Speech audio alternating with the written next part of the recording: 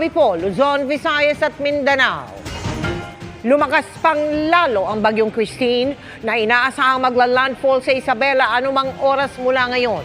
Dahil dyan, may mga lugar nang isinilalim sa signal number 3. Ang Bicol Region na isa sa unang nakaranas ng hagupit ng bagyo na lubog sa katakot-takot na lagpas taong tubig.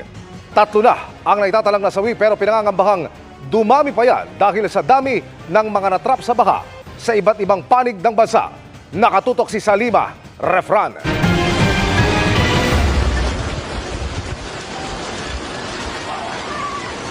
Daing ng saklolo sa gitna ng dilim at malakas na ragasa ng lagpas taong baha.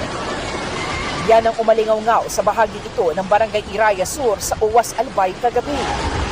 Ayon sa uploader, marami ang natrap sa kanilang bahay sa biglaang taas ng tubig. Update today, guys.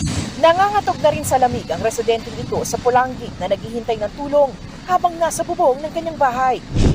Dahil sa dami ng nangangailangan ng tulong, di na magkanda-ugaga ang rescuers sa nagkakasa ng kabi-kabilang operasyon. Gaya sa Kabangan sa Legazpi City kung saan 22 residente ang iniligas. Buwis-buhay ding sinuong ng ilang residente ang malakas na agos ng tubig na umakyat sa madulas sa metal railings ng tulay para makatawid. Katakot-takot na ragasabi ng tubig ang naranasan sa Barangay Bonbon sa Libon. Kaya ang ilang residente nagsiakyatan na rin sa bubong. Sa ilang bahagi ng bayan, yero na lang ang kita. Ang uploader na ito, nakisilong na lang sa kapitbahay na may 3rd floor. Ang Biak na Bato Bridge hindi na rin mapapakinabangan dahil nawasak. Sa bayan ng Pio Doran hanggang dibdibang baha. Ayon sa uploader, ligtas naman ang mga residente sa lugar pero ilang bahay na ang nasira. Sa Ginobatan, hindi lang sa baha lumubog ang bayan, kundi pati sa buhangin at mga bato na galing sa Bulkang Mayon. Bumigay rin ang tulay na nagdudugtong sa mga bayan ng Tiwi at Malinaw. Kabi-kabila rin ang naitalang landslide sa probinsya. Sa Ligao City, isang 36 anyos sa lalaki ang natabunan.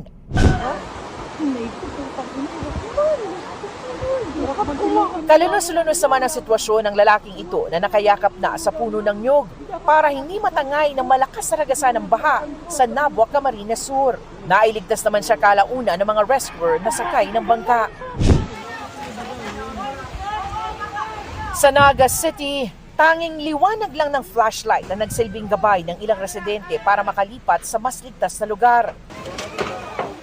Kahit pa madulas, buwis-buhay nilang tinawid ang mga bubong na yero para makarating sa 3rd floor ng isa sa mga bahay. Ayan na ilaw, oh. Ayan ilaw, be. Kasama sa mga inilikas ng ilang bata at isang sanggol na isinakay pa sa batsa. Hindi rin nakaligtas sa baha ang Naga Metropolitan Cathedral.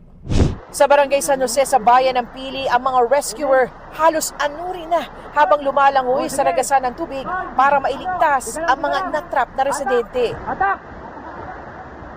Atak! Atak! Oh, dandan! Isa-isa ring sinasagip ang mga residenteng lumikas sa bubong dahil sa taas ng baha. Halos na ngayon naman na malakas sa agos ang baha ang lalaking ito na isinakay sa bangka. Balsa naman ang gamit sa pag-rescue sa La Purisima sa parehong bayan. Sa bayan ng Bato, nagmistulang dagat ang kulay putik na baha na nagpalubog sa unang palapag ng mga bahay. Sa drone shot na ito, kita kung gaano kalawak ang pagbaha sa bayan na nagmistulang dagat na. Left side, hawak sa lifeline. Sa gitna ng hagupit ng bagyong Christine sa Sorsogon, isang babaeng malapit ng mga anak ang sinagip ng Philippine Red Cross. Isinagay siya sa stretcher habang tinatawid ang rumaragasang baha. Ligtas naman siyang nadala sa ospital. Hindi rin madaanan ang ilang kalsada sa bayan ng Bulan.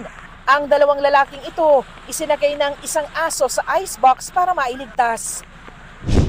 Sa gitna ng walang tigil na pag-ulan, 4 na bahay ang natabunan ng landslide sa Jose Panganiban, Camarines Norte. Wala namang nasaktan dahil maaga raw nakalikas ang mga residente. Para sa GMA Integrated News, Salima Refran, nakatutok 24 oras.